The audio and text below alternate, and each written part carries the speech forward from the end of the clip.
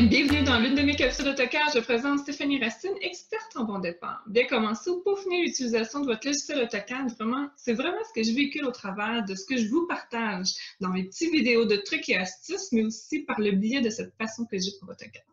Sans plus tarder, je vous invite à aller visiter ma page web au www.stephanie-cadassal.com. Vous y trouverez plusieurs outils à les télécharger que vous pourrez recevoir directement dans votre courriel et aussi le lien pour aller vers mon école en ligne, là où vous devez vous inscrire pour obtenir entre autres des formations complètes et gratuites et d'autres pour faciliter l'optimisation de votre méthode de travail sur le logiciel. En gros, aujourd'hui, de quoi on va parler, c'est vraiment de petits outils pour parfaire la vue aérienne de vos plans. Donc, on le sait qu'aller prendre, moi en tout cas personnellement, un relevé de terrain n'est pas nécessairement mon point fort. Je travaille avec CineMMB pour ça. Donc, cette capsule-ci va vraiment, c'est la capsule 1.2.2 parce que la capsule 2.2.2 va suivre justement avec ma collègue et amie Marjolaine pour d'autres trucs par rapport à justement la vue aérienne. Ce dont je vais vous parler aujourd'hui, c'est vraiment comment aller chercher plus d'informations que ce que le certificat de localisation peut vous offrir. Et j'ai justement un exemple sur lequel je vais vous présenter un instant. Alors, quand on reçoit un certificat de localisation, c'est vraiment ce que vous avez ici en gris foncé. Comme vous pouvez voir, c'est un vieux certificat où j'ai des informations qui sont plus en gris. Là. Je pourrais vous changer un petit peu l'image ici, vous la mettre un peu moins foncée. Donc, ça, c'est l'image que j'ai insérée.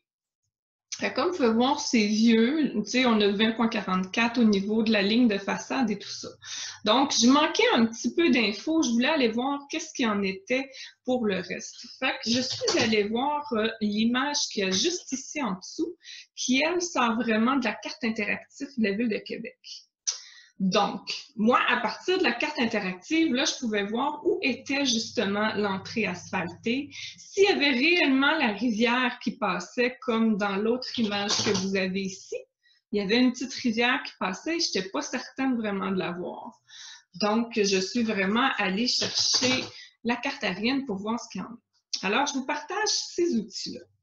Évidemment, le bon vieux Google Maps. Le bon vieux Google Maps nous amène vraiment des miracles au niveau de savoir ce qui, évidemment, je ne peux pas, par conflit de confidentialité avec le projet que je vous ai présenté, je ne peux pas aller directement à l'adresse de cette personne-là.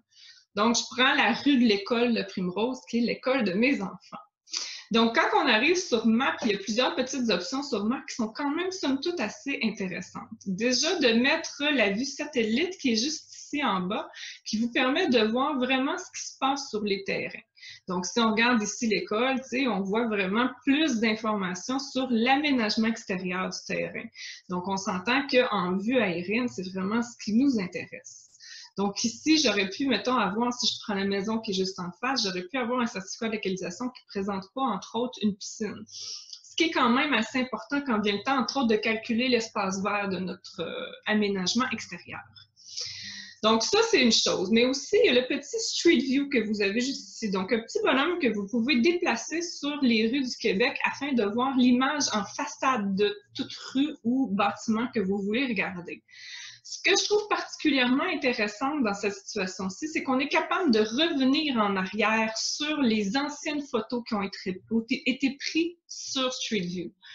Donc, il faut juste venir ici en haut à gauche, puis vous voyez Street View octobre 2018. Moi, si j'appuie ici, je vais voir les différentes Street View que j'ai avec l'évolution des années. Donc, si jamais, justement, je n'ai qu'à piquer sur l'année que je souhaite voir. Et là, il est facile de voir qu'est-ce qui s'est passé dans cet environnement-là. Bon, évidemment, l'exemple que j'ai ici, il n'y a pas grand environnement, mais j'ai travaillé entre autres pour une cliente qu'on voyait le niveau de terrain changer parce qu'elle avait un problème avec ses margelles, etc. Donc, moi, j'ai pu voir entre chaque année si c'était quelque chose de faisable de rebaisser le terrain comme il était dans les débuts de la résidence. Donc, ça, c'est vraiment un exemple qui peut être très pertinent. Évidemment, vous allez me dire, Stéphanie, il devient difficile de pouvoir gérer l'emplacement du certificat de localisation comme tu le fais dans le DWG. Effectivement, parce qu'ici, je n'ai pas le positionnement, entre autres, de la ligne de l'eau et tout ça. Mais on a un autre outil qui peut nous permettre de le faire. On a la fameuse carte interactive de la Ville de Québec. Si vous faites des recherches, vous en avez pour la Ville de Lévis, vous en avez pour plusieurs MRC aussi. Donc, il suffit seulement de faire quelques petites recherches puis d'y arriver. Donc, marquez carte interactive avec la MRC ou la ville qui vous convient, sur laquelle vous pouvez faire des recherches. Ce n'est pas toutes les villes qui les ont, mais quand même, on peut avoir une certaine recherche à ce niveau-là. Je vais utiliser l'adresse de CADESER pour vous démontrer un peu comment fonctionne la carte interactive. Je mets justement le lien qui est juste ici, juste dans le bas de l'écran, vous allez le voir apparaître. Donc, moi, si je veux, entre autres, aller chercher plusieurs informations, déjà, je n'ai qu'à marquer 146 dans le cas de mon adresse de CADESER, sinon ça va, je fais Enter. Automatiquement, il va nous zoomer sur le certificat de localisation, donc sur notre adresse à nous. Comme vous pouvez voir ici, la rue elle est complète, c'est une rue neuve et tout ça. Donc, forcément, il y a des choses qui ne sont peut-être pas nécessairement tous à jour.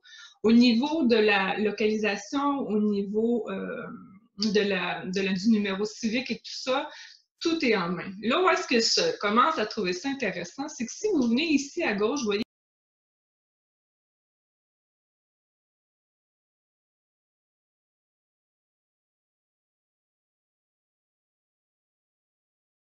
à gauche, vous voyez, il y a 4 carrés qui sont des fonds de carte. Si vous appuyez ici, vous voyez le complet fond de carte et vous voyez aussi l'insertion de Google. Donc, vous avez qu'à faire glisser ici et vous voyez le fond plan va changer. Vous pouvez vous rendre à 50% comme il faut vous rendre à 100%. Et là, vous voyez également que les maisons n'ont pas été prises en photo aérienne encore avec Google Earth, entre autres. Donc, les terrains de chaque côté de la maison sont encore vacants, mais inquiétez-vous pas, sont bâtis aujourd'hui.